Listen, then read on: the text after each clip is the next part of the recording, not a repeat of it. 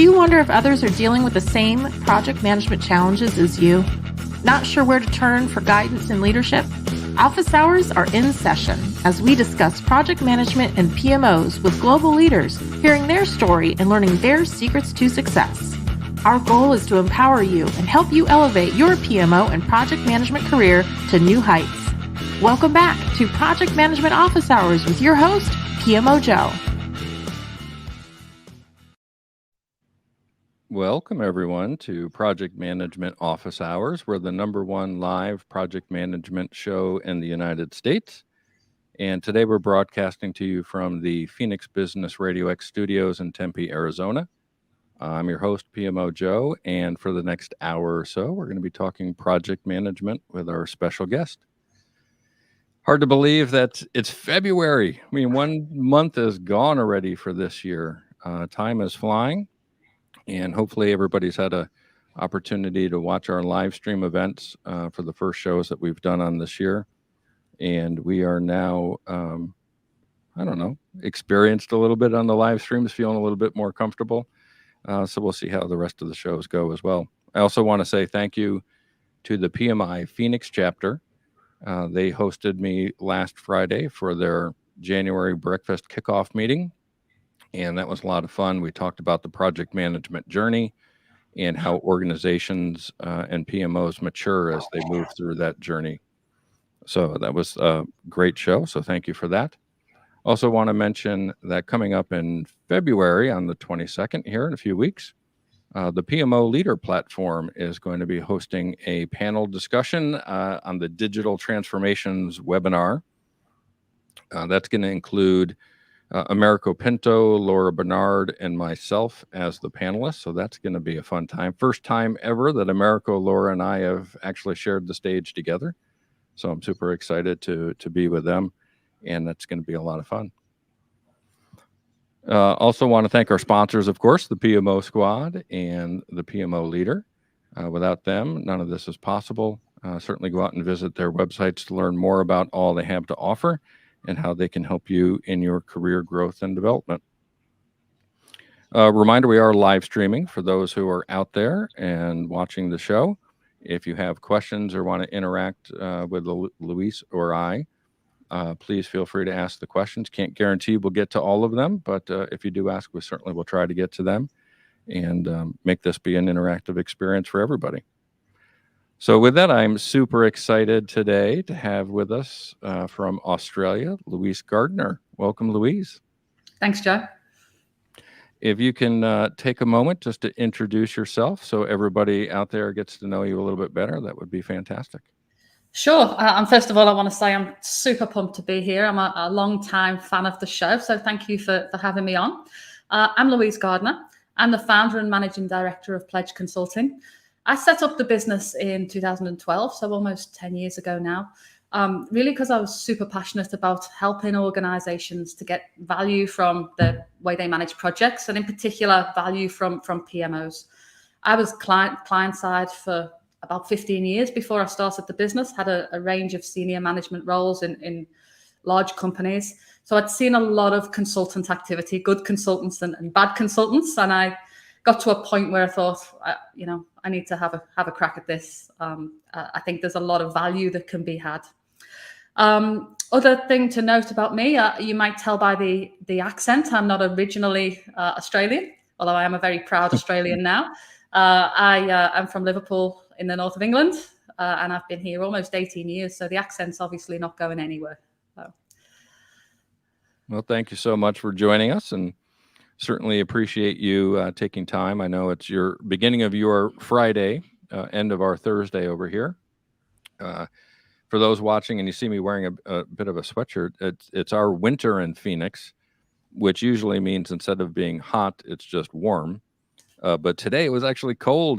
This morning it was 0 degrees Celsius, 32 when I helped take the kids to school. So it was a bit chilly for us. So I'm not used to the cooler temperatures. I know it's summertime for you over there now, right? Oh, it's beautiful here. Actually, it's a little bit cooler today. We've had a run of kind of 35-degree days, so it's borderline a little bit too hot. Sorry to rub it in, but I had a Facebook memory pop up this morning, and actually 9 years ago today, I was actually in Scottsdale for Super Bowl Sunday. And there was a huge, big power outage. So we missed the Super Bowl, which, not being a huge fan of the sport, didn't trouble me too much. But but it was warm. We were in the pool. So yeah, that is cold for Phoenix. Well, the Super Bowl will be back in Phoenix again next year. So come on back. We'll get together. I invite everybody, whoever's listening, come on out for the Super Bowl. And then for those on the live stream, pop in the comments. Just let us know where you're joining us from, Australia or States or anywhere in between. It'd be good to know where you're joining us from. Let's start with maybe a little bit of your story before we jump into the PMO type topics. You mentioned it in your introduction that you're originally one of the Beatles and you're from Liverpool. Maybe not, maybe one of the fan club members, who knows? But you're in Australia. So how did that happen, right? How do you make that journey from the UK to Australia? Yeah, look, it was never really part of the plan. I didn't really have a plan. I was kind of a bit of a directionless kind of teenager. I dropped out of school in year 11. I was just about 17. I was pretty smart, but I was bored with school. There was a world out there that I felt like I needed to engage in. So I had a series of jobs, let's call them. I worked in a recording studio for actually while I finished school as well. That was quite fun. And it went downhill from there. I did a stint at the local KFC, worked in a bar, worked in a car rental place. And eventually I fell into actually a call center job with a water company. And back in those days, you didn't read off a script when you worked in a call center. You actually had to know how to solve people's problems. So they gave us such great training. If somebody called up and said, hey, we've got no water, we had to learn what the causes of that might be and do diagnostics on the phone with the customer. So I was in that job for about 12 months and kind of enjoyed it, but I enjoyed the learning more than the kind of social interaction.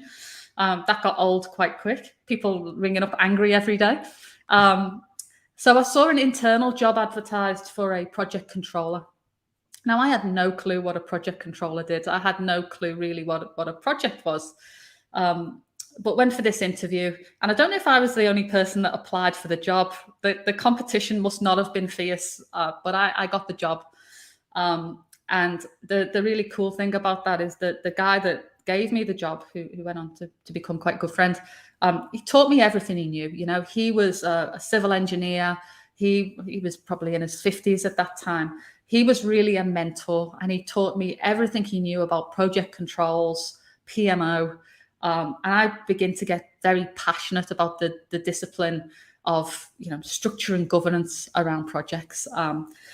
I kind of a bit unusual in some ways, because a lot of people become project managers and then go into PMO. I actually started off in PMO and then actively started trying to get project manager roles, because I felt like you can't properly govern projects unless you've had the credibility of delivering some. So I went off and did a few delivery roles and ended up running that team actually several years later. About 6 years later, I ended up managing that team. So I became the project controls manager. The projects that we were working on were huge, multi-million-pound projects, civil, mechanical, electrical projects, some IT and technology projects. So there was a huge learning experience for me. I got my hands into everything. We implemented PPM tools. We put in new risk structures. We did a lot of contractor management. So I was able to work closely with the big constructors, big global constructors, which was great experience for everything that was going to come after.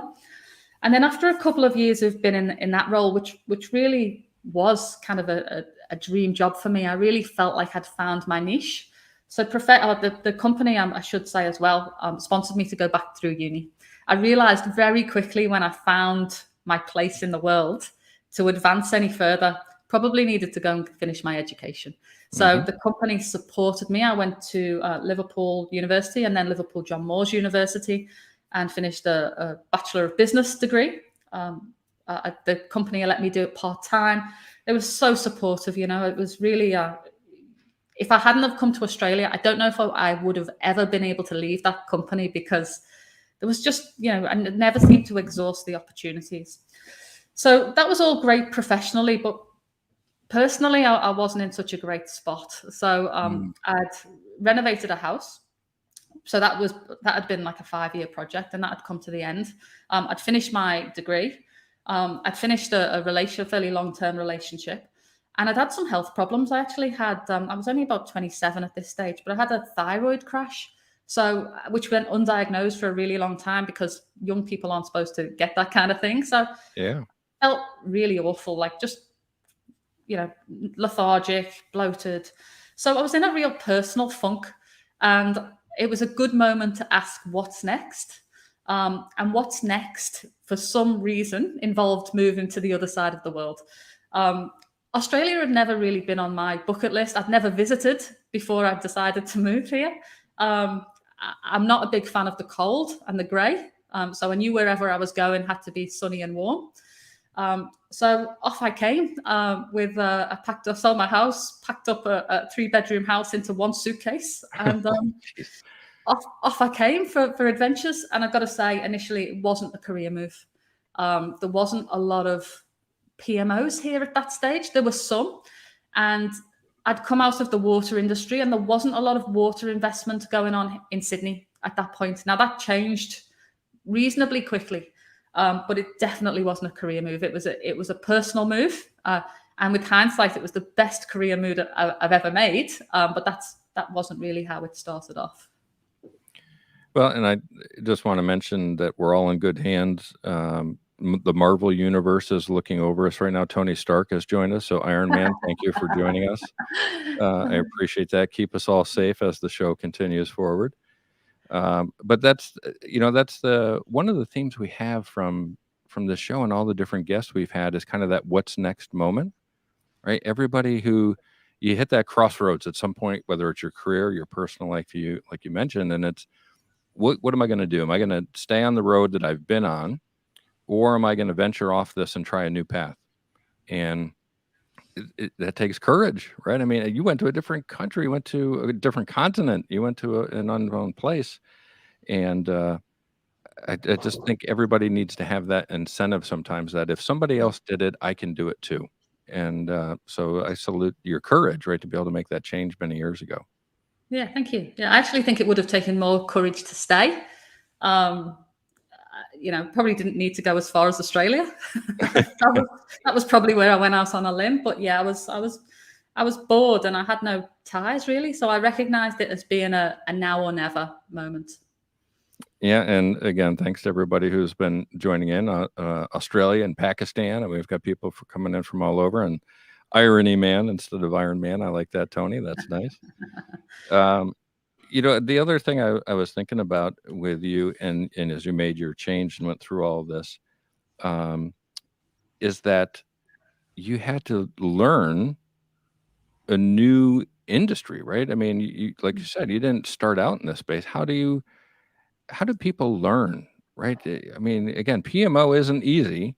And you went in uneducated. You didn't have a degree at that time. I shouldn't say uneducated, but you didn't have your degree. You didn't come up through the ranks of project management. So how do you start off in that PMO space?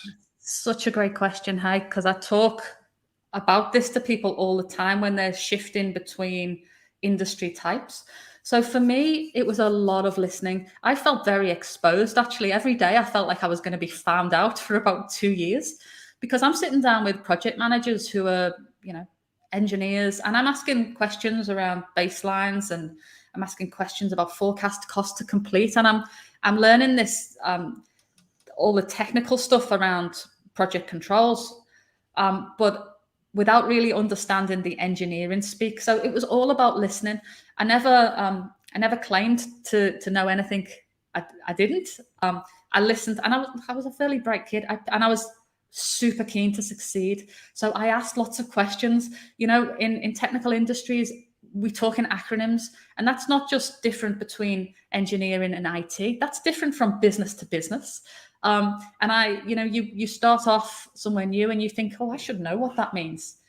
It's okay not to know what things mean. There becomes a time though where you should have asked the question. So sure. My whole thing was about making sure I asked the questions nice and early. So, ask them up front. So asking questions, learning quickly. listening. I guess that was it really. Just being keen and not claiming to know anything I didn't. I was young enough and green enough I could get away with it. Well, and you did another leap, right? Starting your consulting firm. You hadn't done that before. You worked in corporates your whole time, and now all of a sudden you say, "I'm going to go out on my own and create a consulting firm."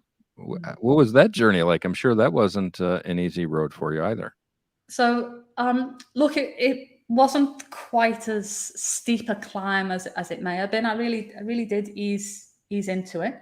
I very much the first couple of years I was just a contractor really, and then you build these business relationships, and then the client will say, "Oh, can you provide somebody else who can help with that?" And before you know where you are, you've got a few teams on the go. So it was a gentle slope rather than a steep climb. It probably took 3 or 4 years really before it was sustainably bigger than just me. So it's been a gradual journey.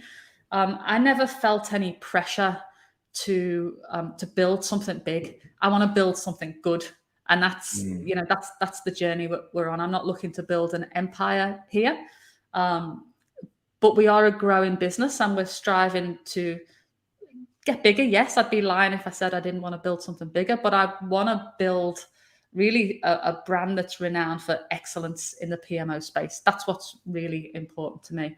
And I think because we're doing it gradually and because there's quality at the root of everything we do, that's kind of the reputation we're starting to become known for certainly in Sydney and in some of the other Australian cities too.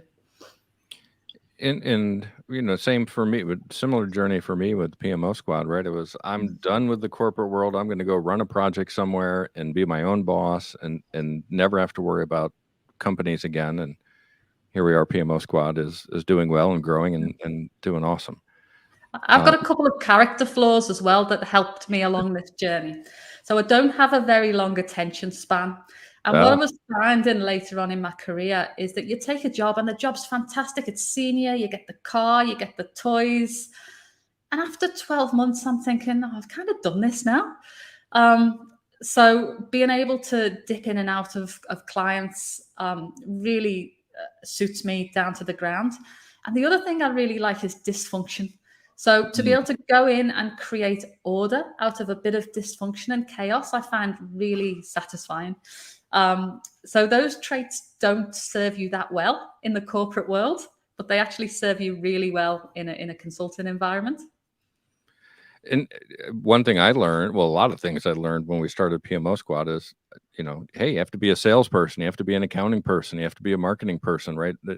Obviously, you're an expert in your field, that's your trade, that you're selling those services, but you learn so much more about business, which actually makes you a better partner once you land your work. Did you have the similar experience as that? I learned very quickly what I'm not good at. I'm the only person probably when I arrived in Australia, I've been here for about a year, I went and did an MBA. So again, I always kind of knew that I was going to start something myself. And I thought, an MBA will serve my corporate career well, but it will also, as you're talking about, shore up some of these skills I'm going to need when I'm out in the world on my own. What I realize is being able to pass an exam in finance does not make you an accountant. So I'm probably the only person that's done a business degree and an MBA and can't make a balance sheet balance. So very early on, I learned to outsource. I can tell you all about the theory of making a balance sheet balance. But yeah, outsourcing. So in the very early days, you kind of have to do everything yourself. And I was obviously at least semi-successful because here we are almost 10 years later. But very early on in the journey, we get marketing support, we get sales support, we get definitely financial support. So that was a big lesson for me. And I actually wanted to do everything myself initially for lots of reasons, control, keeping expenses under control. But there comes a point where you have to think, if I'm going to scale this business, then I need to focus on what I'm good at. So that was actually quite a big learning curve for me, probably one of the biggest growth edges that I've been through on the journey. Yeah, it's another piece of feedback, right, for our listeners out there who are thinking of starting their own company. And I did, Elise Stevens, I saw just popped on, right? And Elise has her own business there in Australia as well. And there's more to it than just knowing your own trade, right? It looks good until you get in it, and it's like, oh my goodness, this is going to be a lot harder, but the reward, the personal satisfaction's worth it, right? So have that courage to go to a different country like you did, but then have that courage to start your own company, which you did, and you get the rewards from that. And I've got to say, despite all of that, and I work harder than I've ever done, by the way. Yeah. I don't, in terms of, time, and, you're always thinking about the next thing. But I dance to work every day. I'm having an awesome time. And, I've never quite felt like that I had good jobs. I enjoyed working with people. There was lots of positive things to be said about corporate life, but I'm having more fun than I've ever had right now. I love that, dance to work every day. I had Not not heard literally. of. I know what you mean. Yeah, the figurative. I love that. I think that's what we all need to focus on. Absolutely, that's awesome. Well, all right, so let's talk PMOs again, right? We certainly touched on that a little bit earlier, but let's get into this a little bit more. You certainly have that unique experience of not being in it when you started, and lots of lessons learned. Of course, as a consulting firm, you're helping companies with all of that as well. But what do you think are some of the common challenges, right, that PMOs face when they're getting set up? Look, there's a few big commonalities, I guess. Sponsorship, I think, is always the main one. Sometimes people are told by other consultants that they need a PMO, which is great news for us. Can you come along and help us? But they're given that advice without really understanding what it means and the level of sponsorship and the level of business change, transformation, dare I say it, that needs to happen for that PMO to be successful and to create value. So there's always a learning journey there. And it's a learning journey that needs to happen upwards and downwards sometimes. Most often, in my experience, the executive team will have an understanding of what's required, but they'll need to push that understanding down into middle management. Quite often we see middle management challenges around, okay, we have a PMO now. We need to hold them account, and accordingly we need to hold you to account. But also it's a big cultural change for project managers if they haven't been used to working in that kind of standardized way that we try and introduce as a PMO. So common challenges usually all around culture, people, whether it's sponsorship, whether it's project manager engagement. I think that's our biggest common challenge. We of course get more technical common challenges around people who want to be rigid in certain methodologies or like to do things in a certain way. We will always face some of that. But again, that comes back to this whole culture change and transformation piece. Do you see any difference within different industries or size companies for challenges, or is that just consistent? Obviously people and culture are part of every company, so maybe that's just a common problem. I'm speaking obviously very generally, but our client base is pretty much all big companies, but we do have some smaller departments within, maybe small government agencies, local government type things. So we do have some smaller clients. And honestly, if I think across all of them, and we also service a lot of IT and technology, interestingly, given my background was started in construction, but most of our clients are in IT, technology, but we do have some still in that engineering space. And, I'm thinking as we're talking, and I think these challenges are common regardless of how big your PMO team is, or how, whether you're dealing with a $4 billion portfolio or $100,000. You've got to get people's mindset in the right space around the PMO is here to make sure we deliver value on our investments, whether that's shareholder money or whether it's taxpayer money. PMO should be about value. So how do you overcome those challenges, right? I mean, it's one thing to identify, hey, here's common challenges you have, but we make our money, right, as consultants when we can solve those. How do we do that? Yeah, look, I don't think there's a playbook for it. I think it's a people-centric solution. It's about understanding the concerns. And look, there's a lot of commonality in the concerns. So there's probably a lot of commonality in the way we address the concerns. But I actually think, if I think across my team, I think my team members will address that in their own style. PMO is such a people-centric department, team. It's about giving people a level of comfort that you're there to support them in the journey. And these things that they think can't be done, shouldn't be done, let's just deal with them one step at a time. Let's not, evolution, not revolution is one of my favorite sayings. Let's just get to the next little bit, and then we'll sit back and we'll review. And if we've got challenges, if we've got political hurdles, if we've got, our framework isn't working for us, let's just deal with that as we go. So it's about not announcing, I'm here, we're going to fix everything, it's going to be great. It's about being sensitive in the way that you deal with the concerns. And again, that's the same conversation about different topics, possibly, but whether you're talking to a department general manager or a CEO, or whether you're talking about a project manager who's worried that he can't get his project over the line, it's the same approach. Yeah, and one thing we always hear is, hey, can you fix this for us in the next 3 months, right? And it's, to your point, is you just can't, right? It takes time to go through that journey, right? Maturity doesn't happen because you put a time frame to it. Maturity happens over a course of time to mature, right? I would imagine same experience that you find as well. Yeah, look, we often will be, we've got 3 months to do this.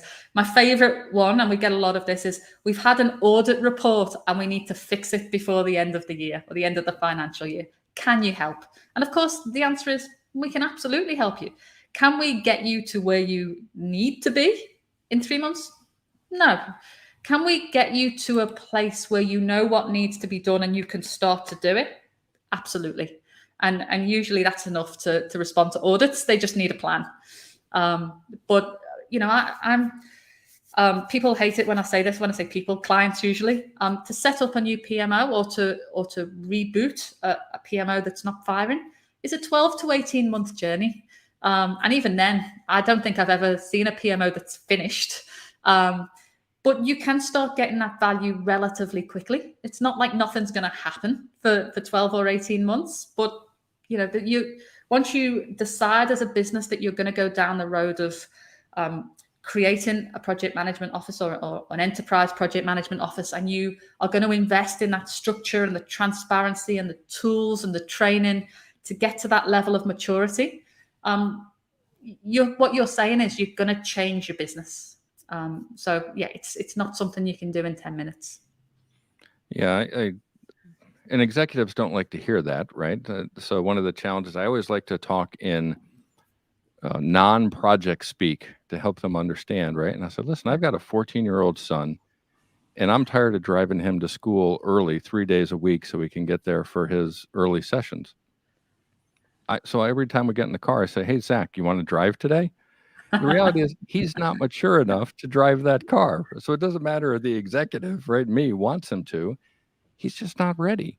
And that's what executives sometimes need to take a different perspective on this to make sure that we're understanding that. Yeah, absolutely. And I think we focus on what we can do in the time we have rather than what will need to come later. And there's, usually, again, if they've got the right level of organizational buy-in and sponsorship, then you can do a lot in 3 months. You just can't finish the job. Right. Yeah. You can give them some driving lessons. That doesn't mean he can pass the test yet. Yeah. That's right. Absolutely. Just a comment here that came in from Beatrice Oglesby. Now, PMO is about value add people-centric teams. Yeah. Your thoughts on that, Louise? Yeah. Couldn't agree more. Absolutely couldn't agree more. When you set up a PMO or when you really want to get a PMO firing, the first question that we ask is, what are you looking to achieve? And the answer is always includes something about organizational value. Are we getting good value from our investments, from our projects? So yes, and everything about PMO for me comes back to people. Yeah. Yeah, I mean, every project is really helping people, right? We're leaders of people to accomplish these goals. I totally agree. And welcome from Puerto Rico, somebody on this side of the world as well, right? Yeah, so it's not yeah, absolutely. So the other thing I think about, right, is strategies to overcome resistance to PMOs, right? It's why do we need a PMO? We're doing it fine the way we are. Why do we have to get organized? You're just going to bring bureaucracy. It's just going to be overhead. It's going to slow things down. Do you hear those same challenges? Oh, every day. In fact, we were on a call with a client yesterday. We're still not doing a lot of face-to-face here, so we're still in a world of Zoom meetings and team meetings, and we're supporting a client to put a PPM system in, and maturity is quite low, but super committed team. They really want the outputs. They know that they need the structure, and one of the reasons they know they need it is because when they're asked for information, they struggle to provide it. And there's always a rush and it's never quite right. And, you've seen it a million times. So the team are on board. But what's happening is that the PMO team on the ground are pushing to get things structured. So, we need to have a standard work breakdown structure, for example, and we need to make sure that we understand what templates and forms we're going to use. No longer are we just going to find one that we've used before. We are going to have a standard set for this, and they will all be in the system, and we're all going to do everything the same way. So what the PMO team on the ground are finding is that the project managers, whilst they know they need this, they don't have the time. They're too busy. There's dawning on them that this is actually going to make things harder in the short term. And the PMO analyst that was on our call yesterday was kind of looking a little bit overwhelmed. And she's an experienced PMO person, so it's not her first rodeo. And we were having a bit of a laugh. I said, "You didn't take on a PMO role to make friends, did you? You didn't. You didn't do that. Nobody makes friends at first." But what we find is, whilst you'll get that pushback and that resistance, once the job's done, despite how uncomfortable people might be about it, the first couple of reporting rounds, people start coming and thanking you. "Oh, thank you so much. Life's so much easier now. I was asked for this report and I just pressed the button and out it came." And it doesn't take too long before all that resistance is forgotten and you're actually a really key value add part of the team in your own right. Forget about the value that comes from delivering projects on time, on budget. The support that a PMO can give to a project management team, if it's set up correctly and it's well functioning, means that usually you do end up making friends in a PMO. Nobody joins a PMO to make friends, but in fact, I've probably made friends with every PMO I've ever been in, but it doesn't happen straight away.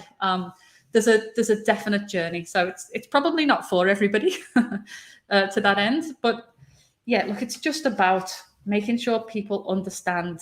You're not doing it to be a bureaucrat or because you like the sound of your own voice.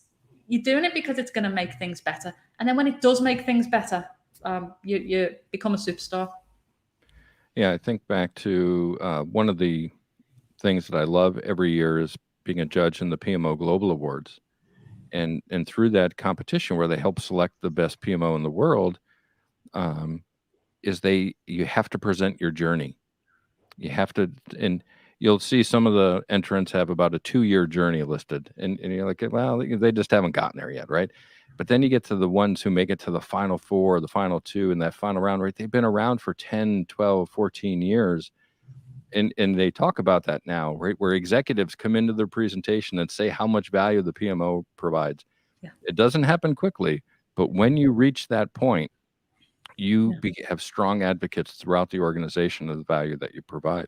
Yeah. And what we find is, in some of our repeat business, in fact, comes from where you go and you do that in an organization, then one of the executive team leaves and goes to another organization, and the PMO's immature, and then you start the journey again. So when you can provide that value and executive teams see how well that works and what that value looks and feels like, then they, for the rest of their career, will go around advocating for PMOs. So there's, the reality is, though, a lot of PMOs are, I'm guilty as charged on this one, right? But PMO managers, kind of when they're good, they say, hey, let's promote the PM up to the PMO manager, right? It's the good PM. Now you're going to be a PMO manager, but they're very different, right? A PMO manager is a completely different set of skills than a project manager has. Yeah. What do you say to that new PM converted to PMO manager when they have that oh no moment, right? It's like, what did I get myself into? How am I going to handle this? What advice do you have for them? Well, we find that they're in two camps. The people who find themselves accidental PMO managers will go one way or the other, right? So a delivery PM who's passionate about delivery will usually not stay in a PMO manager role. They might do a good job, but usually they hunger for the cut and thrust of the delivery world, and they'll usually, after 12 months, they'll go back. My advice to that person was give yourself a chance to understand the difference. It is a different world. You're now the custodian of the standards. You're not responsible for doing it. Way more fun, I think, having done both. Yeah. The other camp, though, is the people who, you know, have a revelation. And actually, I was talking to someone a couple of weeks ago about this very thing, and she was telling me she found herself managing a PMO, and her words were she felt like a creature from Mars when she landed in this role. She didn't know, like, really how to be. She was a delivery person, and then she started doing the things that she thought were important. And after about 6 weeks, she was hooked. And they were her words. She said, I was hooked. And it made me smile because that's how I felt too. So you'll get the people who get into PMO and are like, why would I do delivery after this? This is fantastic. And you'll get the people who just can't stop going for delivery. It's two camps. You also get the others. So people who have come from other backgrounds. They might have been accountants, or they might have been in strategy, and you know, sometimes it's the last man or woman standing. Okay, can you go and be the PMO manager? And you know, sometimes those people make good PMO managers as well because they've got almost a step removed from delivery, and so can bring a different lens.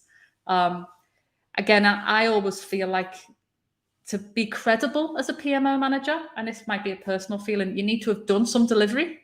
So I think it's very hard for people who haven't done anything in projects to be strong in the role. But I have seen some people who've come in from kind of external to projects make good PMO managers. Yeah, same sort of findings for me. And just to do a kind of a plug out there for everybody with continuing education credits, or PDUs, are often needed to get certifications renewed. And just a reminder to everybody, right? These shows, these podcasts are a good source of one PDU for you to be able to claim out there, whether it's PMI or other affiliations that you're working through. So take these sessions in, whether it's live like we're doing now, or you happen to do the recording. You can go out there and do some self-reporting for this time and get your PDUs in order. So always take advantage of that. You know, the other thing that I always think about with PMOs is that what is a PMO, right? Is it a project office, a program office, a portfolio office, or whatever? How do you help organizations resolve through this challenge of just exactly what a PMO is? Yeah, great question. So the first question is why are you doing this? What do you want to achieve? So that's got to be the first port of call. Sometimes it's because you want to do reporting. Sometimes it's because you're not having predictable project outcomes. Everything's coming in late, and it's hard to track finances. So find out what's a PMO, as you said, is a spectrum of activities, from a very simple one-person reporting PMO to a kind of 10-person strategic enterprise PMO. And the first doesn't always turn into the last. So what's important to your organization? What do you want to do? And that's really the place to start. So you've got to right size it to meet that goal. What we'll usually find, though, is once that goal has been achieved, where do we want to go next? So we'll have this maturity curve. And again, you might not end up with a 10-person strategic enterprise PMO. You might end up with a little bit of portfolio prioritization. You might end up with some reporting. You might end up doing some quality assurance. It's about finding what adds, it's back to that word value again, what's going to add value to the organization. And you know if you've got that right by the level of executive support. So as long as you're aligned with what the executive team want, then that will usually work quite well. Yeah, what I love about these conversations, right, is the consistency of my own thought talking to other people. So PMO Squad, we came up with our solution, the purpose-driven PMO, right? And guess what? First step is define your purpose, align it with expectations of your executives as to what you need to do.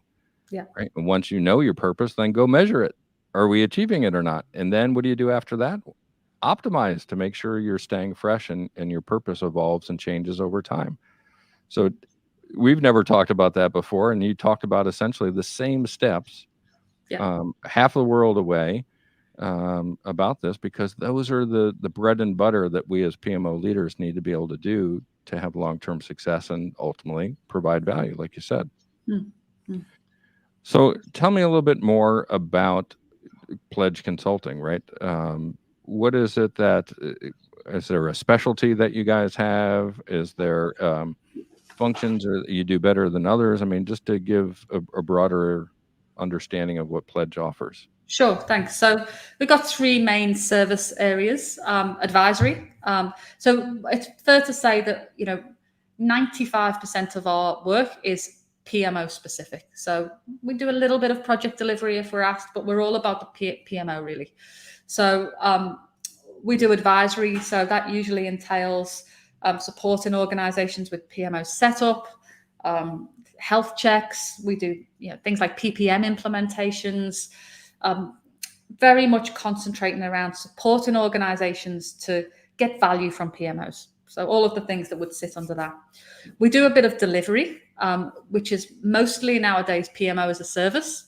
So when you will advise an organization what a PMO should look like, what functions it should contain, sometimes people will say, well, that sounds hard. Can you do it for us? Which we'll say, absolutely. And again, the key to that is right size. And no one wants a team of consultants sitting there in the long term if they're not adding value. So very, very conscious that that's a real value-driven service. So delivery and advisory. We're also have this year set up a capability practice. Sorry, we're calling it people now. Its working title was capability. We now have people practice where we do some training. And we also have a professional development program for PMO managers and project managers who want to advance in their career. So that's a 5-month program that's actually launching towards the end of February. And we've got some academics, industry experts that are going to lead that program. So that's a real passion of mine. I've gotten such a lot out of the PMO world. I'd quite like to help other people do the same. So training wise, we don't do certifications or any of that. It's real bespoke stuff. So if an organization has a need to understand about PMO value or to do some fundamentals of project management, we'll tailor that course to meet the organization's specific needs. So relatively small part of our business, but it's a growing part, I'm happy to say. I'm also very badly doing a PhD at the moment, looking at the link between leadership development and project outcomes. And what I've realized is that I need to, because that's something I care about very much, need to incorporate some of that in our service offering. It's about being authentic for me. And yes, we want to continue to thrive, helping organizations in the advisory space and in the delivery space. But I've got to kind of niggle to do something that supports the broader community that's not going away. So we're very much going to kind of do a bit more in that space as time goes on. And, we've had pretty good guest list from Australia, yourself, Elise Stevens and Julia Steele, Fatima Bucci, Colin Ellis, Amira Mazahari. But I don't think I've ever asked any of them, like, how robust is the PMO community there or within organizations? Like in the UK, I know PMO is such a accepted, strong part of organizations. In the US, it could be better. I don't think it's as strong as it is in the UK. What's that culture, organizational culture like there in Australia and the acceptance of PMOs? I think it's pretty strong. We have a couple of conferences here, or we did in the old world, in the before times, that were just for PMO communities. And that was always a a definite community of people. And look, we've tried to keep that going through some online events. Like at the end of 2020, we did a PMO leadership symposium, which was an online one-day event that was very well attended, purely in the PMO space. We've also stolen some of your, I shouldn't say stolen, inspired by your success. We've also set up a PMO and project leadership podcast. And we're just recording a new season of that, actually. And that's, again, to get in these community members and try and keep that conversation going while we can't get together face to face. So look, I think it's strong. We're not a huge population here, and we're very spread out. That's one of the problems that we have. So when we have a conference, we're probably getting about 40 people in the room. Whereas if we did the same thing in the US, we'd probably have about 300. So the volume is quite low, but the passion is high. So I feel strongly that we kind of try and keep that going in these weird times we find ourselves in. And as a business, we do try and do a bit of community gathering, be it virtually or in person. Yeah, it's interesting. PMO Squad, obviously we're US based, but we have an employee who is here in the States, but she's on about a 6-month time frame where she's in Sydney right now. So every week when I meet with her, I ask her to give me a fun Australian fact so that I can take advantage of this personally as well. And we met this week, and she said, I think the population of Australia is about 22 or 23 million or so. I think we're 27 million now. 27 million. 23 when I got here, I think. So we're growing, but we're still small. Yeah, and I compared that here, and that's like the size of the state of Texas, right? So one of our biggest states equals that. So because I always want to put in context, landmass wise, you're basically the same size as the U.S. Yeah. But population wise, it's a tenth of the size or so. Yeah, but people are passionate, but as I say, spread out. Absolutely. What else do you have for people who want to make that jump? Right? If you're a good project manager today, or maybe you're not in project management, right? Maybe you want to run PMOs. What would be the guidance that you would give them to say, here's what you need to do to get yourself ready for a career as a PMO leader? Yeah. Great question. So I think it's about learning and self-education. So when I say learning, of course, I mean project management certifications or courses or whatever you need to do to have that theoretical knowledge. Very important. As the custodian of the standards, you have to know what the standards are. So get right across, whether it's PMP or whether it's Prince 2 or whether it's Agile certifications. Go and immerse yourself in this world. LinkedIn Learning has lots of great stuff. Websites like ours has videos on that you can specialize in various topics. Educate yourself. That's the first thing. But the second thing is, and sometimes people find this hard, is reach out to people and ask. I'm always thrilled when someone messages me and says, can you tell me about this? Or have you got half an hour for a chat? I will always make that time.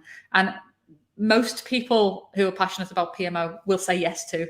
So reach out to your own network, reach out beyond your network to people who have experience in this space, and ask them what they think. People are keen to help. It's a funny area. I think I struggle to think about other disciplines that evoke so much passion and so much discussion and debate. So there's lots out there to consume. But yeah, there's nothing like having a conversation with a person who's done the job you want to set you up for success. Yeah, and I second that part about asking the community, right?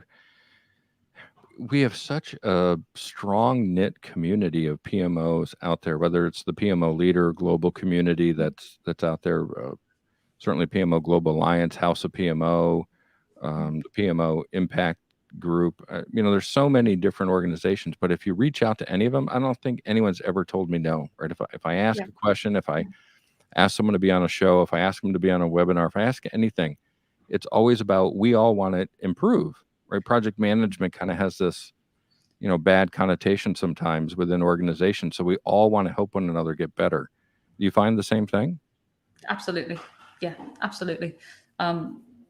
people will give you as people are busy, but they'll still for a bit of support or morale or a bit of knowledge transfer, people will always say yes. I said that's my experience. Don't shoot me if somebody says no. Yeah, just my luck. We're jinxed. Now, next time I'm going to ask someone to come on the show, they're not going to join us. One is we're kind of getting close to time here. I want to make sure we kind of get through everything. And I want to be able to get you an opportunity to talk about all of your items. Are there any items or kind of last words of wisdom that you have for PMO leaders out there or project managers, right? Anybody in our industry that you would kind of give to them? Yeah, look, persevere. I guess it's not an easy journey to raise standards, to increase maturity, to get people to change. Because what we're usually talking about here is business transformation. So it's not easy. So persevere. Remember that it's people-centric business. You're not going to win the battle by forcing something down someone's throat. It's conversation, it's dialogue, and yeah, I come back to that word, perseverance. Keep at it.